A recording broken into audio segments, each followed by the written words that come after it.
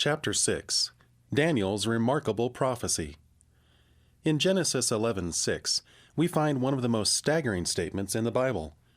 Behold, the people is one, and they have all one language, and now nothing will be restrained from them which they have imagined to do.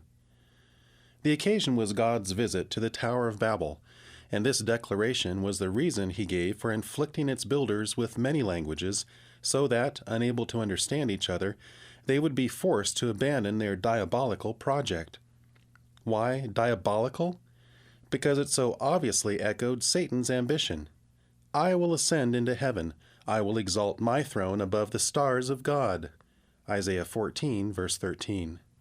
God had only recently destroyed Earth's inhabitants with a flood because man's imagination was only evil continually. Genesis 6, verse 5.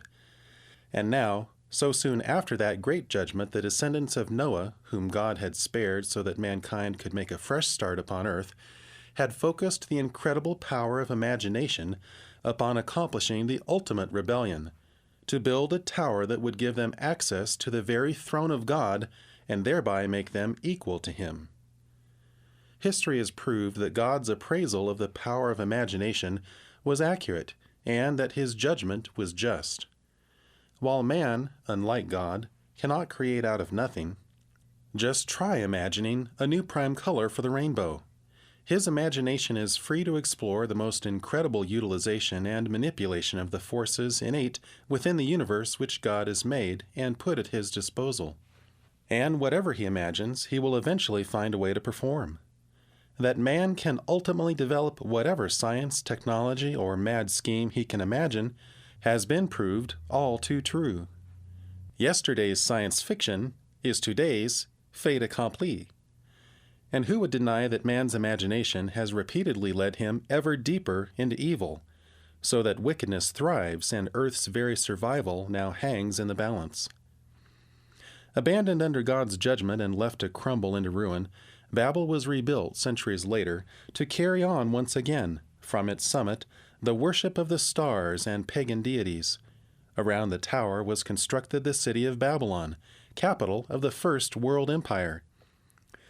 It became the center of astrology and sorcery, the epitome of false religion, and pursued the old Babel passion of reaching heaven through human ingenuity, in partnership with occult principalities and powers.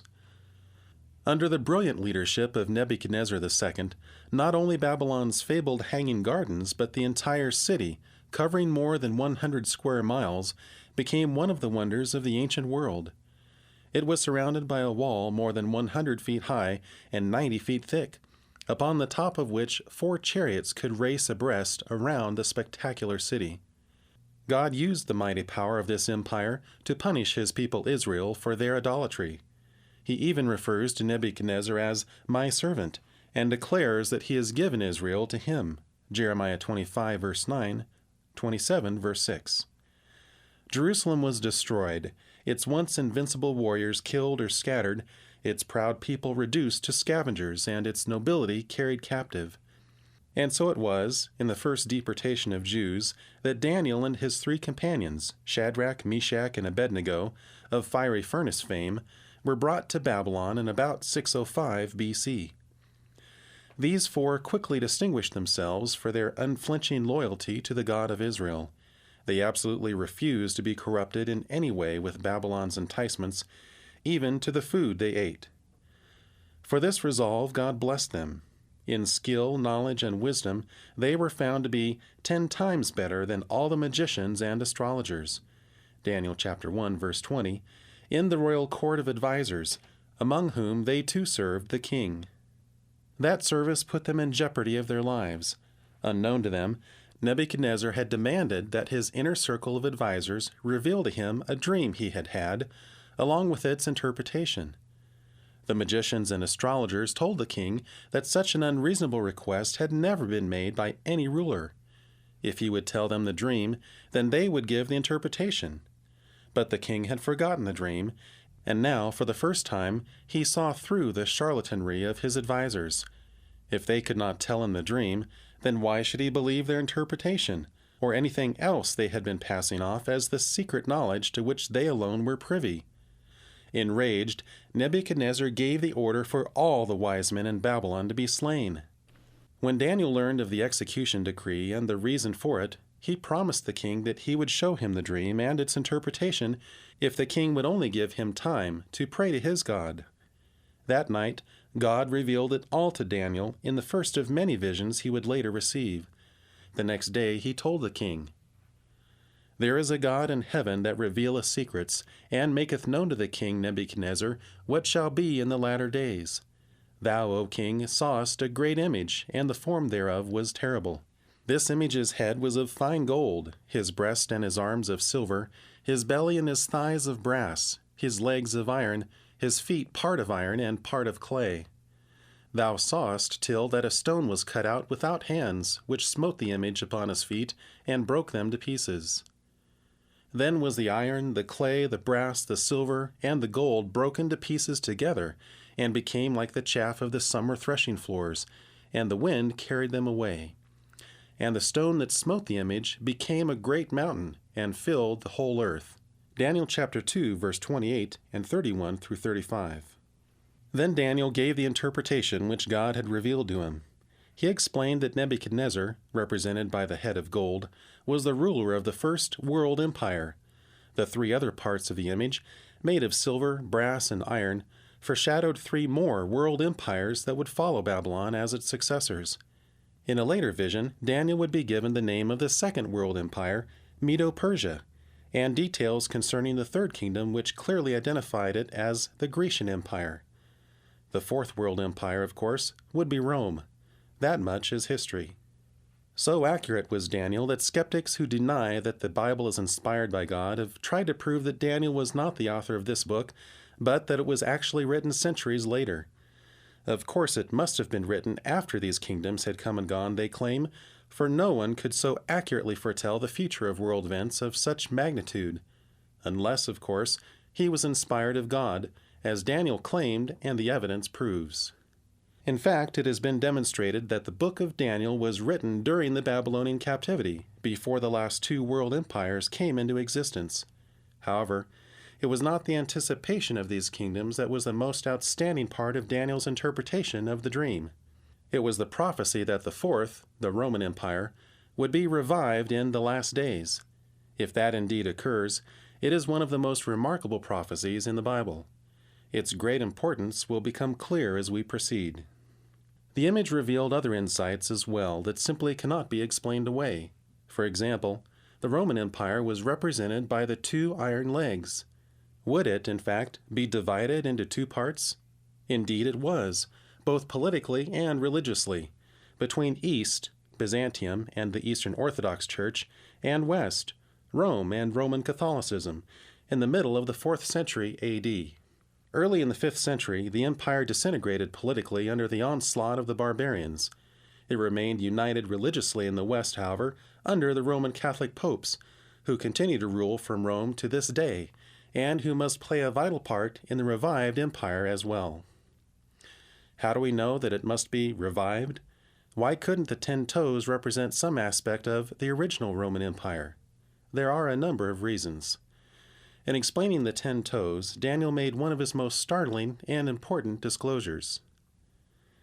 "In the days of these kings shall the God of heaven set up a kingdom which shall never be destroyed, and the kingdom shall break in pieces and consume all these kingdoms, and it shall stand forever." Daniel 2, verse 44.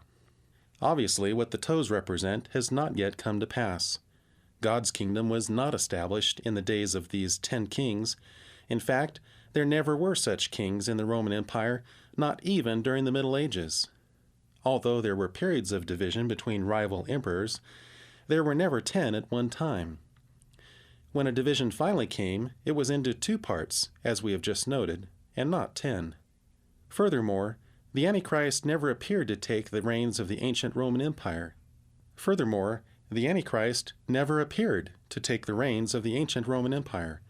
Therefore, it must be revived in order for him to do so.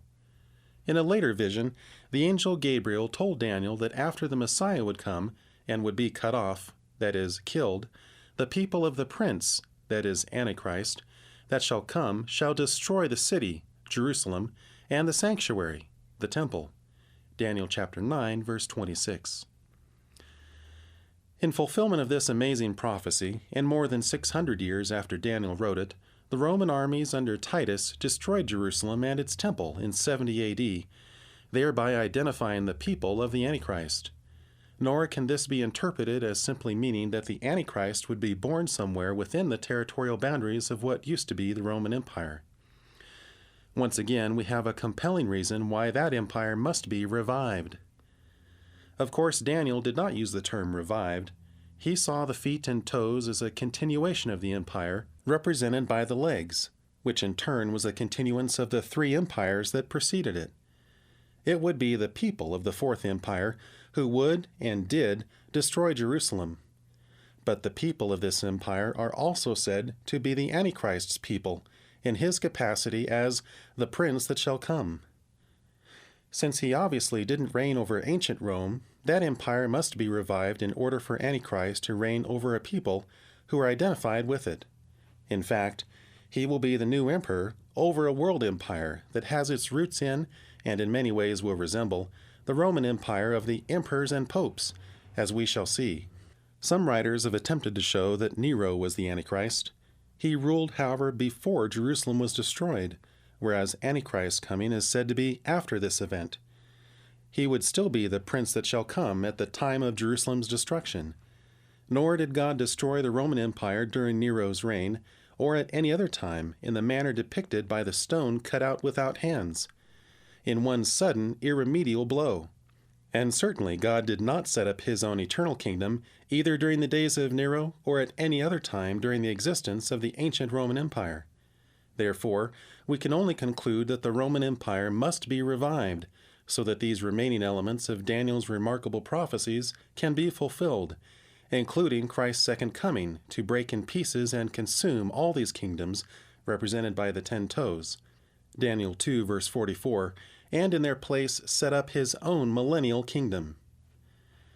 As for the 10 toes, we have already expressed the opinion that they do not represent 10 nations in Western Europe. It seems more likely that the toes of the image represent 10 global regions into which the world will be divided under the Antichrist.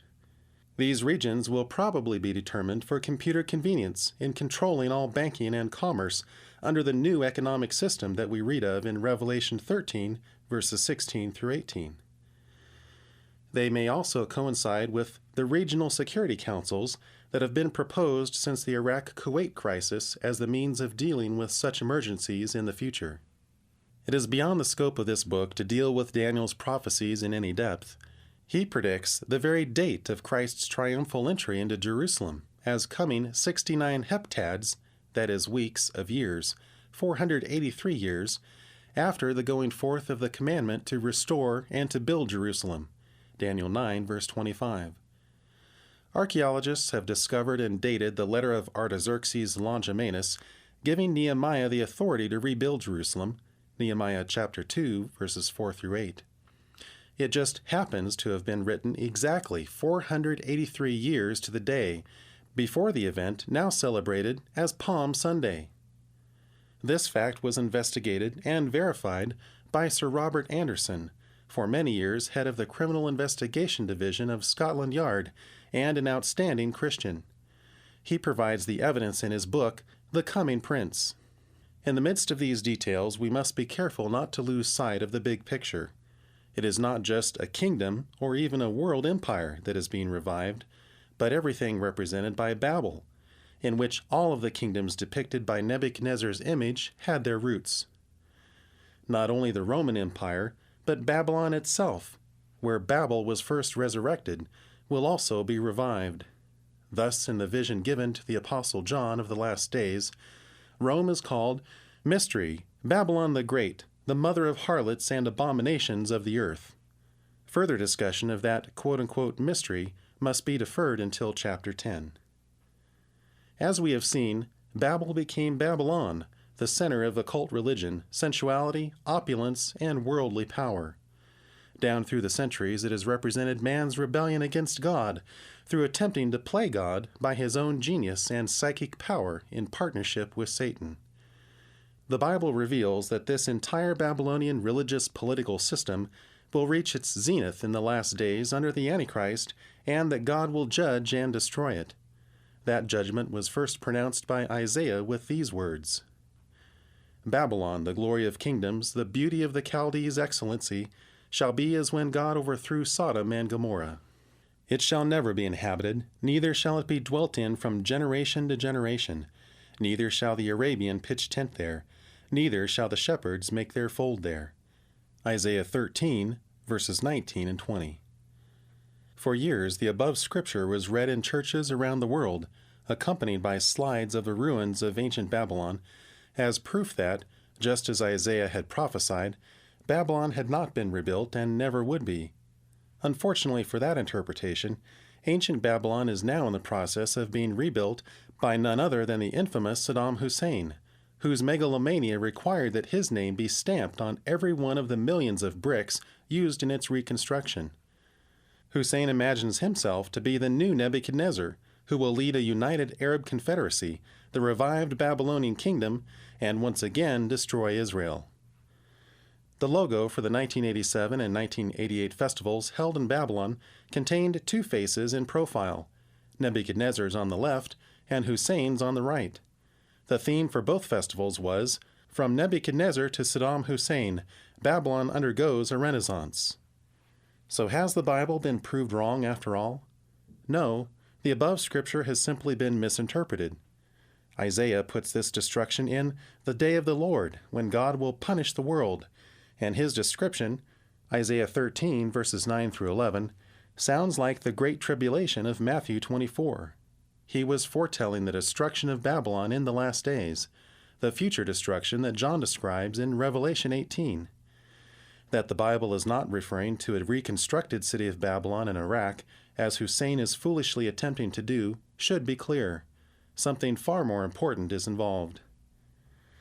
God is foretelling his final judgment upon a great evil which began at the Tower of Babel and which has only grown as politics, religion, and science have become more sophisticated, until finally the whole world is united in the pursuit of Satan's ancient lie. This is the Babylon, revived and headquartered in Rome, that will be destroyed, never to be inhabited again. This world system that has usurped the place of Jerusalem in attempting to rule the world must be demolished. Then Jerusalem will be restored to its rightful place, with Christ reigning there over his millennial kingdom. God's solution at the original Babel was to confound the languages and scatter mankind in order to prevent the very disaster that the world now hastens toward. Paul explained that one of the purposes of God's judgment at Babel was to set bounds upon the nations, keeping them apart, in order to encourage them to seek him according to truth. Acts 17, verses 26 and 27. Instead, still bent upon rebellion and the desire to play God with the universe and to establish himself independently of his Creator, modern man declares that he is going to undo what God did at Babel. He is going to unscramble Earth's languages through simultaneous translation techniques and communication satellites, and unite as one the nations of the world once again. Not only is Babel being revived, but a trend is developing to boast in that fact, as though daring God to oppose it this time. It is remarkable how many times Babel is being associated with modern efforts to unite the world once again in a common purpose and language. The official poster of the Council of Europe, representing the EC, is a case in point. It depicts the EC as the Tower of Babel under construction, with 12 stars above it representing the 12 nations of the new united Europe. The caption reads, "Europe, many tongues, one voice." Others are picking up the same theme. In its special insert in the European edition of the Wall Street Journal for the second quarter of 1990, IBM also depicted the new united Europe as the Tower of Babel, under construction and transmuting into the skyscrapers of modern cities. Lockheed Aircraft Corporation, too, has taken up this same thesis. Advertising its capabilities in magazines such as Scientific American, Lockheed declares that its computer systems are designed to combat the Babel effect and to get everyone back together in a global understanding once again. Is this sudden focus upon rebuilding Babel merely a coincidence? Whether it is or not, the fact remains that the projects represented by that theme fulfill Bible prophecy in a way that has never been done before. The scenario becomes macabre when one notices that the 12 stars representing the members of the EC on the Council of Europe poster are not ordinary stars, but upside-down pentagrams, the symbol of the goat of Mendes, or Satan. Coincidence again? Interesting question.